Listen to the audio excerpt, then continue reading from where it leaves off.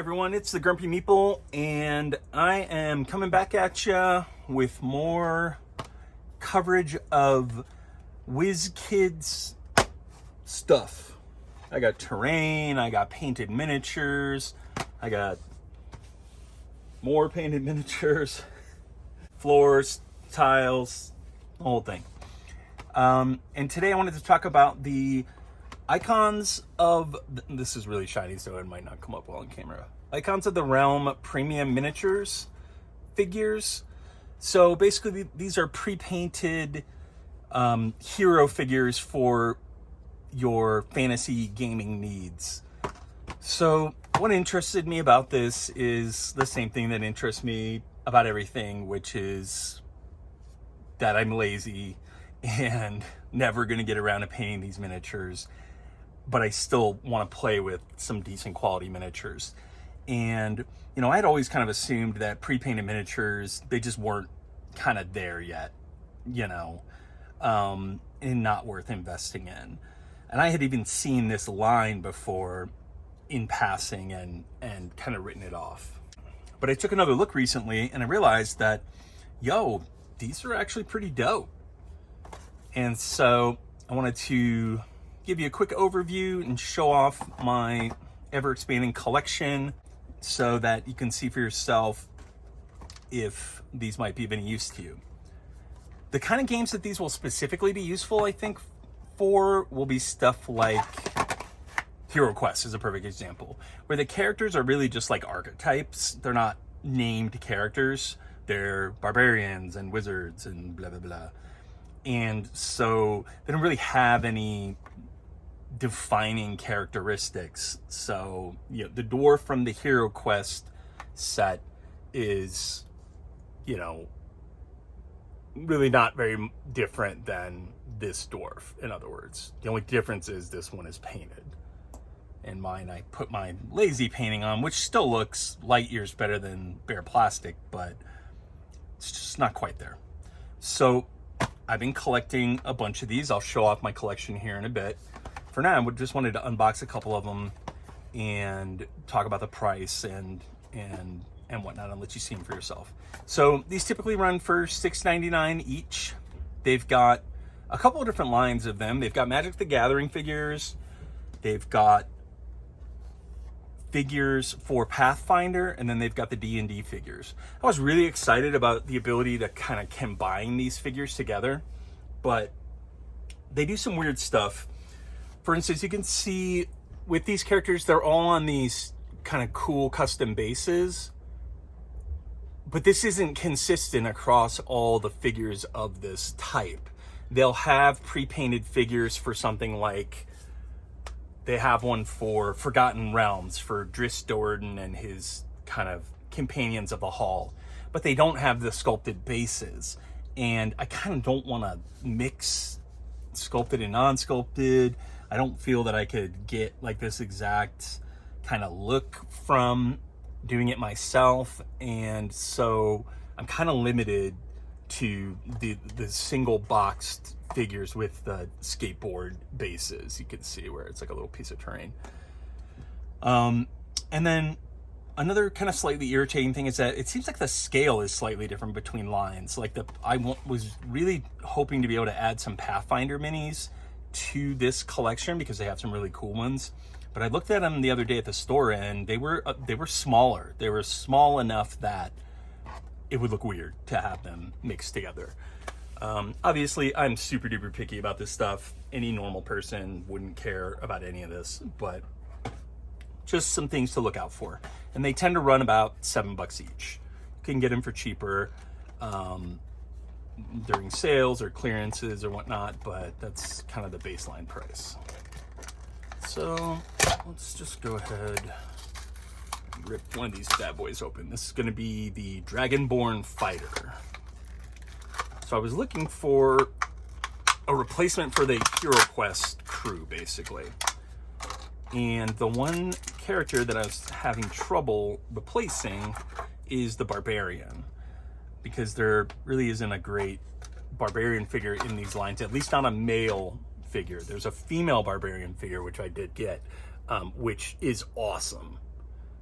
and I do really like this figure, and I may damn well just end up playing a female barbarian in future game sessions. But this Dragonborn, I felt, got about as close as I could currently get to something that looked like a barbarian, but also looked totally badass. So, you know, there's no Dragonborn in Hero Quest, but really, who gives a shit? He's got a giant maul, giant hammer, and he looks like a barbarian. He's a fighter. So, let's see here. So you can see lots of cool detail on his face and his eyes, his teeth. The hammer's in pretty good shape. I might rebend just the end here. The hammer's got a cool head to it, and dragon sculpted head with a spike on the back. You know, this is about as well as I can paint a miniature myself anyways. Maybe a little bit better, maybe a little bit less. It just depends on how much time I have on my hands. But and so if you're not looking for perfection, essentially, like studio quality miniatures, these are pretty damn good. As you can see, we've got the Dragonborn fighter there. So another annoying thing, they come with these incredibly shitty, thin, garbage bases. Throw that out, get a real base. You know, I bought a set of like 50 of these for like $6 on Amazon or something, and just plop them on there. But other than that, I'm really pretty happy with them. So we've got the Dragonborn fighter, and then we've also got, again, this is reflective, sorry about that. I bought a human fighter as well, because he's a pretty generic looking fantasy dude. Could work for lots of classes.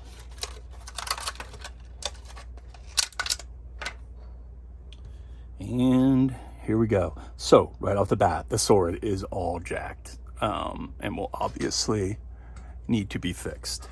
But super simple. Get a cup of boiling water, get a cup of ice water, dump him in the boiling water, pull him out, straighten it, dump him in the ice water, good as new. So, and you know, like this figure would have been, you know, like really easy to paint because it's all just plate mail basically. So I might go back and like gnome some of this to darken it up and give it a little, like maybe on his pauldrons or his helmet or something, to break up the uniformity a little bit. But even still, you know, it's a cool looking little figure. So those are the two new ones that I got. And then I have the whole pile of ones that I've collected so far already. So let's just take a look at them real quick. Let's start here. So this is a half-elf bard that I thought would work well for a bard for Hero Quest. I just, he's got the lute on his back, and I just like that he's holding a little kind of magical ball in his hand. It's one of the really cool things about this set that actually really sets it apart from something that I could do is you have characters like this. This is a human druid, and you can see there's lots of nice detail on the figure itself, but she also has this like translucent water spirit that she's summoned. I can't do that, so, and I never would. So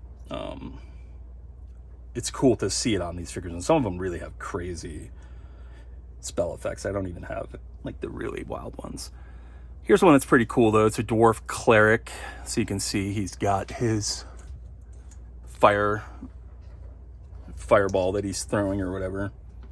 This guy's incredible.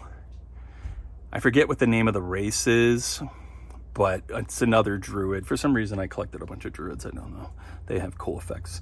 So first of all, he's huge. You know, he's like an ogre or an ogier from the Wheel of Time, and he's summoning this rock shield or rock attack that looks really cool. Here we've got another druid. This guy's got a cool looking staff that's slightly bent. Need to fix that.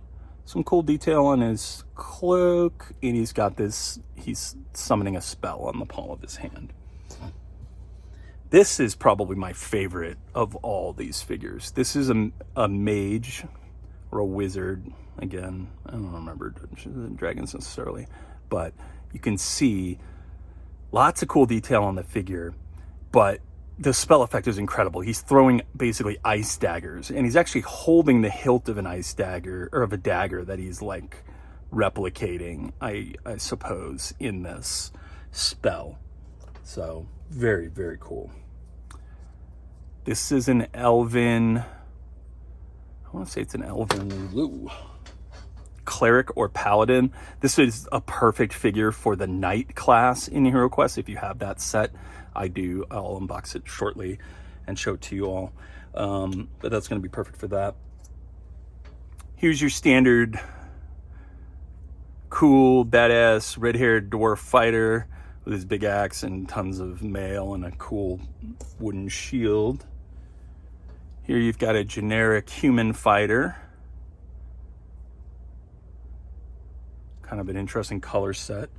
Again, I would never paint that blue onto armor. It just wouldn't even occur to me, so I kind of like that. Here's the barbarian that I was showing off earlier. Very nice. Nice texture on the robe. And then here's my other favorite character from the set. This is an elf. I want to say it's an elven rogue. And he's got this really bitchin' flaming sword. And so this is going to be my elf for Hero Quest. So that's it. That's all I wanted to do, is just show off some of the figures from this really pretty cool line from Wizkids. Continue to be surprisingly impressed with the quality of their miniatures and terrain. This was the first sane moment I had to film anything, but I'm going to film a couple pieces here, and then I'm going to keep trying to get this stuff out because I have a huge backlog of stuff that I'm waiting to unbox on the channel, and I want to get rid of it. So, or want to get it to the table. So I hope you enjoyed this. Let me know what you think about these figures in the comments, if they're cool or lame, if I'm just incredibly lazy, or if these actually excite you.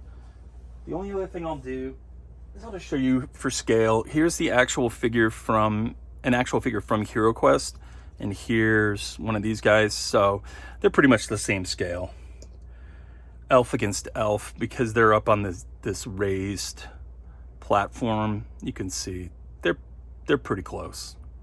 They're basically the same, 28 millimeter, I think. So perfect for subbing into Hero Quest. So that's all I had for now. I hope you enjoyed it, and I will talk to you later.